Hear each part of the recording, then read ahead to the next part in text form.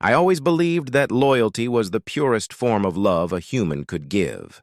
Not romantic love, not family love, just that unshakable bond where you could trust someone with your secrets, your plans, your dreams, and even your fears. For most of my life, that person was Ayan, my best friend, my brother, the guy I thought would stand by me no matter what. Together we went through school, through struggles, through heartbreaks, through successes. People used to joke that where one of us went, the other followed. That's how close we were. But sometimes, the people closest to you are the ones sharpening the knife behind your back. Sometimes the smile you trust is hiding the deepest lies. And sometimes the person you would protect with your life ends up being the one who destroys yours. My story is not just about betrayal, it's about how betrayal can transform a person, how pain can build strength, and how losing someone you trusted can push you to become someone you never imagined.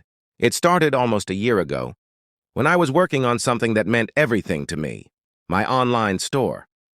I had spent months gathering suppliers, learning digital marketing, designing product pages, testing packaging, speaking with couriers, and studying competitors. I took no shortcuts. Every small detail mattered because I knew I only had one real chance to make this work. Ayan knew all of this. He watched me struggle, work late nights, skip outings, reject parties, and spend hour after hour glued to my laptop. He knew how badly I wanted this, how deeply I believed in this project. And he always said the same thing. Bro, when you blow up, don't forget me. I always laughed and told him, you're my brother. Why would I forget you?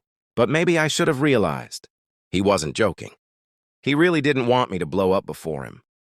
He didn't want to be left behind. And instead of building something for himself, he decided to steal something from me. 3 days before my launch, I was finalizing everything. I had created the intro video for my page, finished product descriptions, and even planned the first promotional posts. I was nervous, excited, hopeful. It felt like everything I had worked for was finally falling into place. That night, I remember calling Ayan and telling him, Bro, I'm ready. Just 3 more days and I'll be live. He congratulated me, told me he was proud of me, told me I deserved it. But his voice felt strange. I couldn't describe it then, but now I understand. He was lying. The next morning, while I was eating breakfast, my cousin texted me, Bro, congratulations! Your store looks fire. I froze. I hadn't launched yet. Confused, I asked, What store? He sent me the link. I clicked it, thinking maybe someone had made a fan page or some mistake had happened. But no. What opened in front of me was a perfect copy of my store. Same layout, same product order, same supplier list, same pricing structure, same everything, except the name. And at the bottom of the page was written, Owned by Ayan. My heart started racing. I felt heat rising in my face, but my hands went cold. It was like watching someone steal your identity while you're fully awake and unable to move. I checked everything again and again, hoping it wasn't what it looked like. But it was exactly what it looked like. My best friend had launched my store before me. He had taken my entire plan, everything I had built over months, and claimed it as his own. For the next hour, I sat there staring at nothing. I kept replaying every conversation we had. Every time I shared something with him, every moment I trusted him blindly. And now I finally understood why he had been asking so many extra questions. Why he asked for my supplier contacts. Why he wanted to help with the website. Why he always said he wanted to learn, he wasn't learning. He was copying. I called him. He didn't pick up. I called again. Nothing. I messaged him. No reply. After 3 hours, he finally sent a voice note. It was short, cold, and casual. Bro, relax. It's just business. Whoever moves first wins. I listened to that voice note at least 10 times. Every time it hurt more. That's when something inside me shifted. I didn't cry. I didn't scream. I didn't even get angry. Instead, I went still. Completely still. Because that's what happens when someone hits you so deeply that your body doesn't even know how to respond. That night, I couldn't sleep. I lay awake staring at the ceiling, thinking about the betrayal over and over. Every memory felt twisted now. Every promise felt fake. Every moment of friendship felt like a setup. I wanted to message him, to call him, to ask him why. But I stopped myself. Because I realized something. You don't ask a snake why it bites. That's just what snakes do. The next morning, I made a decision. I was not going to fight him with words. I was not going to argue or expose him. I was going to do something far more powerful. I was going to succeed.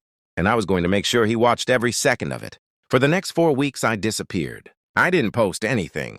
I didn't tell anyone my plans. I didn't even talk to people about the betrayal. I worked silently. I rebuilt everything from scratch. New designs, new suppliers, new packaging, and a new strategy that was 10 times better than the first one. While he was busy celebrating his victory, I was preparing the real battle. I researched his store secretly, and I noticed something immediately. He was lazy. He didn't understand customers. He didn't know how to market. He had no patience. People were complaining about slow deliveries, damaged products, rude replies, and unprofessional behavior. He had taken my idea but not my work ethic, and that was his downfall. When my store finally launched, it exploded. Not overnight, but steadily, consistently, aggressively. My customer service was clean.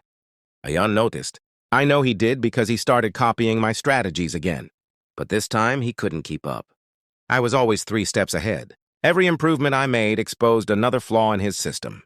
Within 2 months, his orders dropped so drastically that he had to shut down several product lines. Customers openly called him a scammer. Other sellers exposed him for stealing product images. His reputation crashed completely. And then one night at 2:17 a.m., he messaged me, "Bro, can we talk?" I stared at that message for a long time. Part of me wanted to ignore it. Part of me wanted to tell him exactly how he made me feel. But then I remembered his voice note, that cold line. Whoever moves first wins. So I replied with one sentence. "It's still business, bro. But this time, whoever works harder wins." He read it. He didn't reply. Today, my business is thriving. I hire people. I collaborate with brands. I get messages every day from satisfied customers. And sometimes, just sometimes, I think about how all of this started because someone betrayed me. But instead of destroying me, he pushed me to become someone stronger, smarter, and unstoppable. I didn't take revenge with anger. I took revenge with silence, with patience, with hard work, and with success. And believe me, success is the loudest revenge of all.